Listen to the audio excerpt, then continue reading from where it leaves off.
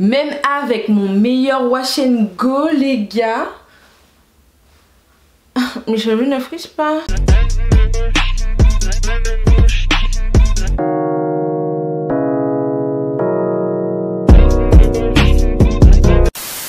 Yo les gars, yo les gars, yo les gars, yo les gars. J'espère que vous allez bien mes petits sexy à la vanille, chocolat, caramel, tout ce que tu veux, tu vois, à la fraise.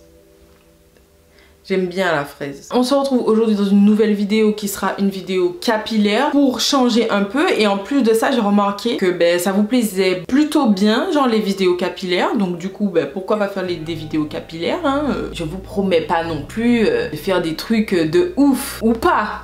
On sait jamais. Mais moi qui trouvais que j'étais pas trop douée, ou je faisais des trucs basiques, bon ça vous plaît bien. Des fois, bon, je prends des risques. Nous, on aime bien prendre des risques. Voilà. On va faire un bilan capillaire. Je vous parlerai des évolutions, etc. Avant de commencer, vous savez déjà, je vous invite à venir sur Insta. Je vous invite aussi à vous abonner à la chaîne si c'est pas déjà fait. Donc on va tout remettre dans le contexte. Il y a 6 mois de ça. 7. Bon, c'était en juillet quoi, en juillet 2019. J'ai décidé de me lisser les cheveux. Donc je vais pas rentrer trop dans les détails. J'ai fait un story time pour ça. Donc je t'invite, si tu l'as pas encore vu, je t'invite à aller le voir. Je montre ici, mais si ça se trouve, c'est par là aussi. Je sais pas, je me souviens plus de quel côté. Dans un second temps, vu que mes cheveux étaient vraiment dégueulasses, mais quand je vous dis dégueulasses, vraiment mes cheveux étaient dégueulasses, on est d'accord, faut être honnête, mes cheveux étaient dégueulasses. Genre, en vrai, c'était dégueulasse mais réussi, tu vois, jusqu'à un certain moment où mes cheveux ont commencé à bien refriser. Et là, il fallait que je coupe mes pointes qui étaient dégueu. Et à ce moment-là, là, je vous ai montré une vidéo, soit ici ou ici. Attends, je vais essayer de faire ça comme ça va pas gêner.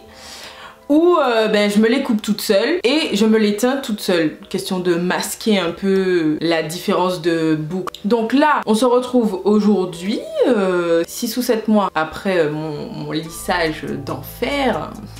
Voilà. Et si je me trompe pas, je crois que j'ai fait la vidéo où je me coupe les cheveux peut-être en octobre, novembre. Donc si je compte bien, attendez.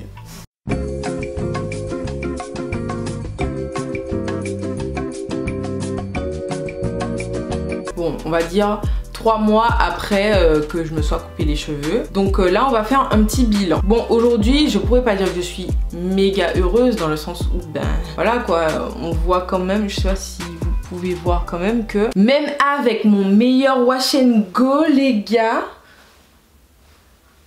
mes cheveux ne frisent pas. Ça frise pas. En fait, franchement, je mens un peu. Alors, si vous pouvez voir là, les mèches de devant, la mèche devant ici, j'arrive pas à bien voir dans le truc, dans le retour si vous voyez bien. Là, en fait, elle est quasi raide et en fait, j'ai toujours les bouts ici qui sont assez bouclés. Et entre les deux côtés, genre j'ai un côté qui est beaucoup plus plat, beaucoup plus cramé et un côté qui est beaucoup plus vigoureux. Tu vois ce que je veux dire? Et là, bon, les boucles, elles sont revenues. Elles étaient déjà un peu là, on va dire, mais là, elles sont quand même bien revenues. Ici, là aussi, elles sont quand même bien revenues. Mais en fait, j'ai une zone qui reste lisse. Et comme par hasard, c'est la putain de zone du milieu. Genre comme si ça pouvait pas être les bouts, comme ça j'aurais pu couper. Non, là c'est bien le milieu. Mais ma théorie est que si en fait c'est la zone du milieu, je pense qu'en fait c'était, vous savez, la zone qui était ici quand j'avais pas de repousse. Parce que là je vais bien vous montrer les repousses aussi. C'était en fait la zone qui était ici. Et faut savoir que bon, c'est un peu chelou, genre quand t'as les cheveux lissés et que là en fait c'est un peu bombé sur l'arrondi de la tête. Du coup je pense que c'est à cet endroit là en fait qu'elle a vraiment bien insisté afin que ça soit lisse. Donc du coup plus c'est cramé. Et voilà. Et le bout, je pense qu'elle avait pas spécialement besoin de lisser. Après, ça allait tout seul parce qu'ils étaient peut-être un peu plus abîmés. Ou là, je sais pas, je saurais pas vous dire s'ils sont vraiment abîmés ou pas. Depuis que je les ai coupés, je pourrais pas vous dire que mes cheveux sont super sains, vu ce qu'ils ont traversé. Mais en tout cas, c'est clair que quand je suis à la douche et tout, je dois peut-être avoir juste une toute petite partie où je sens une sécheresse. Mais je sens que mes pointes sont légèrement sèches. Et ça, c'est quand j'ai plus de produits gras, en fait, qui gardent mon cheveu un peu... C'est putain, mais je sens comme si genre j'ai un léger caca dans l'œil, alors que en fait, apparemment, non, ce n'est pas le cas. Bref, Bon, en tout cas, je vous dis, si j'ai un caca dans l'œil, d'accord, vous savez que je suis au courant que je l'ai. C'est juste que j'arrive pas à l'enlever. Ou si je l'ai pas, ben je suis parano en fait. C'est tout. Je trouve que mes cheveux sont assez bien hydratés. Je ne ressens pas trop de sécheresse vu que je les ai coupés. Et en termes de pouces, en fait on va le voir direct sur mes repousses, clairement. Donc on va dire qu'en fait je me suis fait brûler les cheveux. On était vraiment fin juillet. Donc là on est début février, donc on va dire à peu près 7 mois. Donc en 7 mois j'ai pris ça. Je vais pas dire de conneries, je sais pas si je vois bien le truc. La meuf qui fait des vidéos trop bâclées s'il te plaît. Pris ça je crois. Si je vois bien, c'est pas très précis, mais en tirant, j'ai pris ça, je crois.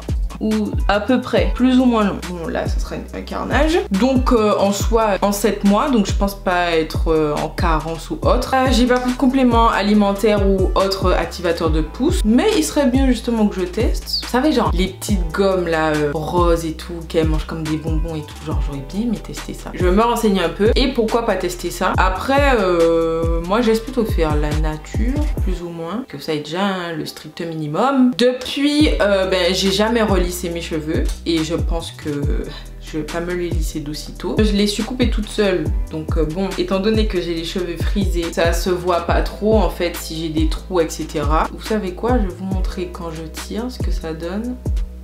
Voilà, il m'arrive ici. Quand je tire, ça donne ça.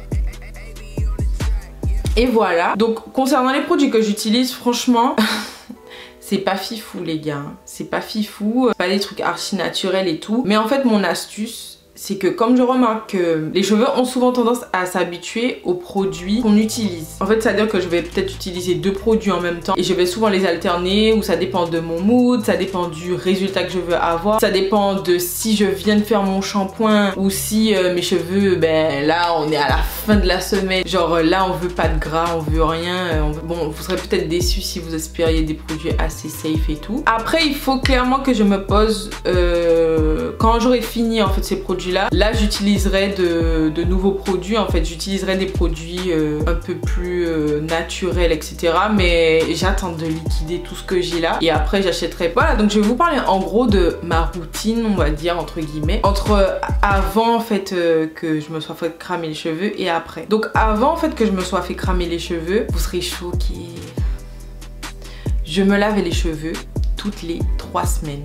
Oui, toutes les 3 semaines. Vous pouvez dire je suis dégueulasse hein. Ma tête sentait pas et j'avais pas grave de la crasse au fond de la tête, ça me faisait pas des particules bleues. Et franchement je me suis rendu compte que ça activait ma pousse mais de ouf. Genre vraiment mes cheveux étaient beaucoup plus vigoureux et tout, mais je vous jure. Donc je vais vous expliquer ce qui m'a amené en fait à espacer mes shampoings à toutes les 3 semaines. C'est que tout simplement un jour en fait j'ai décidé de faire une cure de sébum. Je m'étais pas encore rendu compte que la cure de sébum en fait pour les cheveux frisés c'était pas un truc de ouf.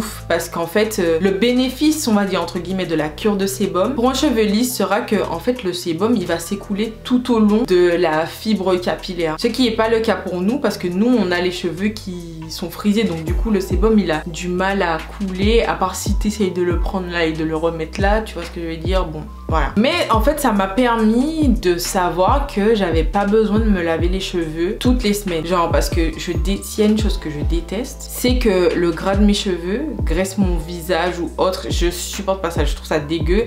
J'utilise pas de vaseline, j'utilise très peu d'huile parce que en fait la sensation de gras ça me... je peux pas.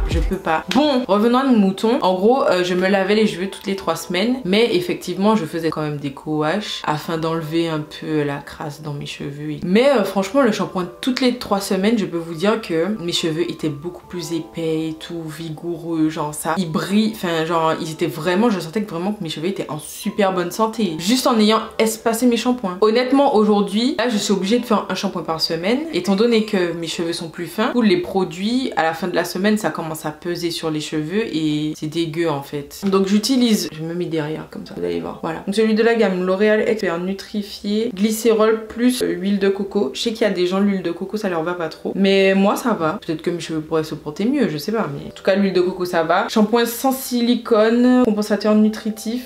Oui, vous allez vous dire, oh vas-y elle utilise truc L'Oréal, tout ça. J'habite à Toulouse les gars. J'habite à 2 heures de la frontière espagnole. Donc ces produits là, en vrai, ça va. Tu peux acheter ça au calme au pas de la case. Ou ben en gros, j'ai 1500 millilitres. Ça fait plus d'1 an que je l'ai et il est à moitié. Et ensuite le produit que j'utilise, bon là c'est écrit en espagnol parce que je l'ai encore une fois acheté au pas de la case, mais comme c'était écrit fresco y fuerte, donc du coup je me suis dit ah c'est les shampoings trop bien là où tu mets genre tu sens l'eucalyptus sur le fond de la tête. Et en fait c'est un shampoing Timothée, 0 parabènes, tout ça, mais bon vous savez déjà que même si on vous dit 0 parabènes etc, quand vous voyez la longueur de la compo, un truc très voilà quoi. Soit je pourrais pas dire que c'est un shampoing qui, voilà, qui est exceptionnel, je pourrais pas dire non plus que c'est un shampoing qui me sèche les cheveux. Non, normal quoi, ça me lave les cheveux. J'aime bien l'odeur, j'aime bien la sensation sur mon cuir chevelu, tu vois. La fraîcheur. Voilà, mais mis à part ça, rien d'exceptionnel. Ensuite, quand j'ai fini mon shampoing, mon masque préféré c'est celui-là.